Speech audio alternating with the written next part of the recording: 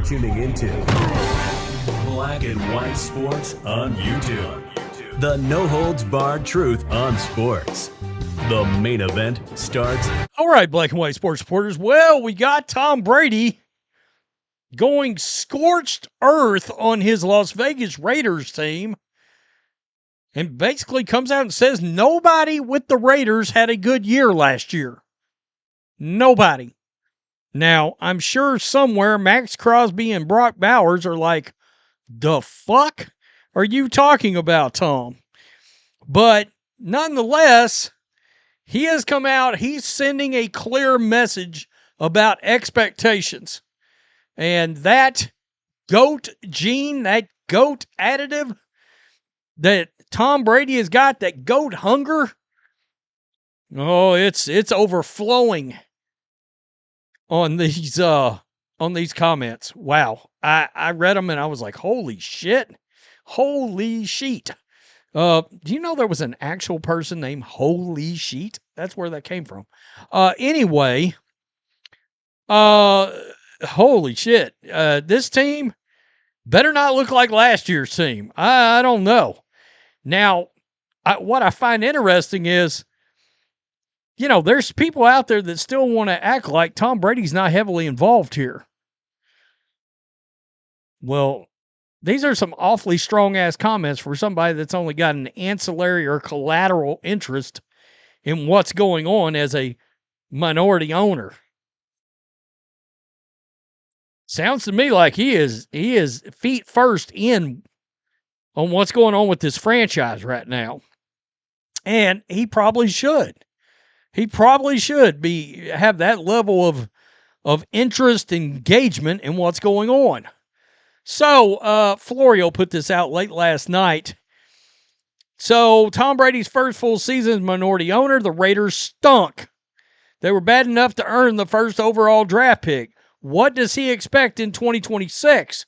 Quote, I would expect a lot of improvement from where it's been, Brady said on the Stick to Football podcast.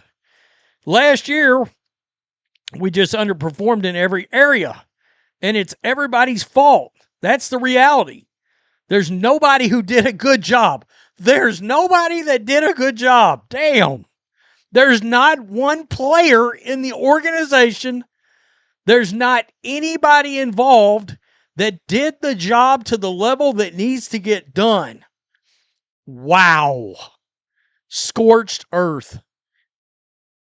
And everybody needs to improve. It starts with me. It filters down to the rest of the players on the field. They've got to go out there and ultimately they've got to perform at a high level. Look at this. Parentheses. Max Crosby and Brock Bowers possibly would differ with Brady. Very possibly. When pressed for a specific number of wins Brady expects, he kept it general. Quote, a massive improvement, Brady said. I would expect daily improvement. I'd expect hourly improvement. I really would. Every day that goes by, when you're on a good team, every day, every week goes by, you should be better. Like a good team should be better at the end of the season than the beginning of the season. Or you're not a good team. Damn. If you have more time together and more practice and you're getting worse, something's wrong. That may be a shot at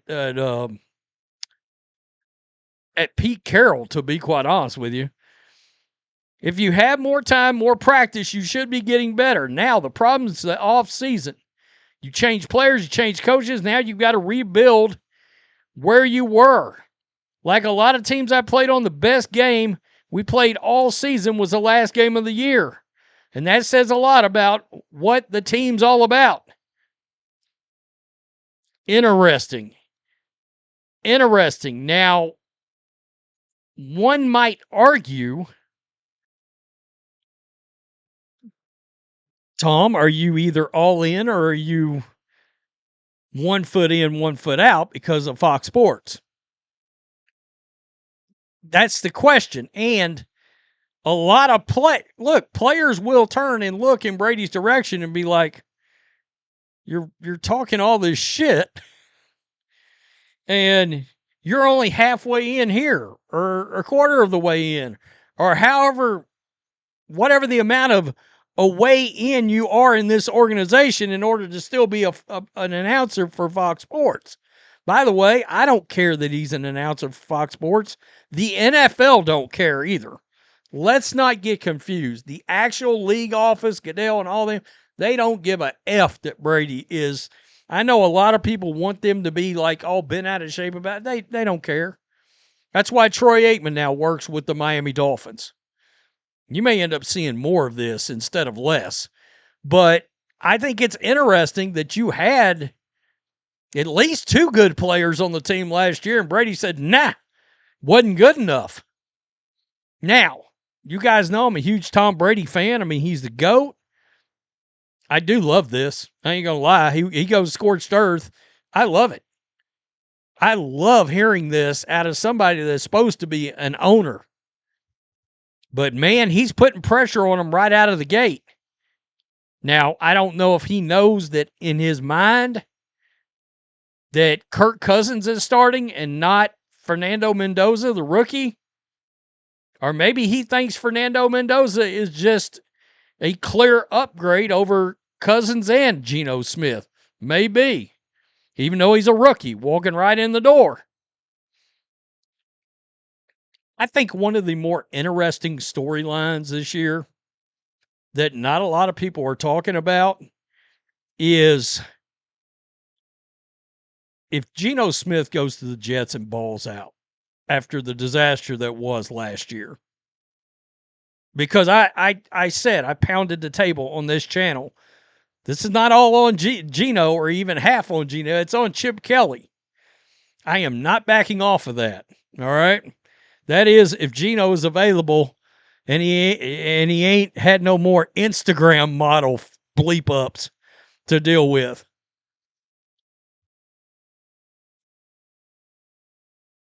The other thing is, do the GOATs, and I'm looking in the direction of Michael Jordan too,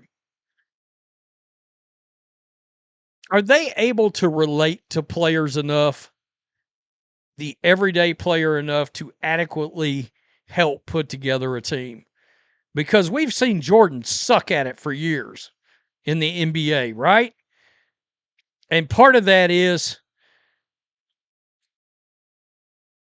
they don't show the same hunger and drive that they had playing, and it drives them nuts. And sometimes I think they like to go out and sign and or draft guys that they think might have that same hunger, but they don't have enough talent to go with the Pete Rose, go get them, hustle, hustle, hustle, obsession part of the game. I mean, Brady was obsessed on a whole nother level. I think there was a story that just came out. Josh Gordon came out and said that Brady made all the receivers live with him in the offseason. You know, and I don't know if that level of obsession, it may, if Fernando Mendoza's really got that gene and he's even a competent quarterback, he'll win a lot of games. If he's got that Tom Brady kind of obsession and is a number 15 quarterback in the league, the Raiders will win a lot of games as long as the team around them is built relatively well. That's crazy. He said he wants a massive improvement. Tell me what you think. Is Tom Brady, is his expectations for this team too high? And I don't mean long term. You should have Super Bowl aspirations long term. But you just came off of a disaster. Now, there's another way of looking at this. I expect a massive improvement. By the way, I expect the Raiders to be better too.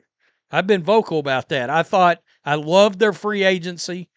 They went out and did what the Patriots did just a couple of years ago before last year's run. They just signed some competent, good, solid football players that they didn't have.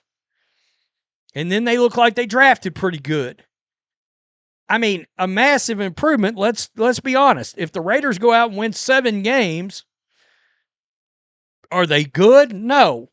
Is it a massive improvement? Yes. So that is something to think about. In his mind, he might be like, damn, we win 6 or 7 games this year. I think they might win 8 games. They could go 8-9 or 9-8, maybe. The problem is that division. Tell me what you think. Peace. I'm out. Till next time. Thanks for watching the show. Be sure to like, comment, and subscribe. Be sure to tune in next time on Black and White Sports.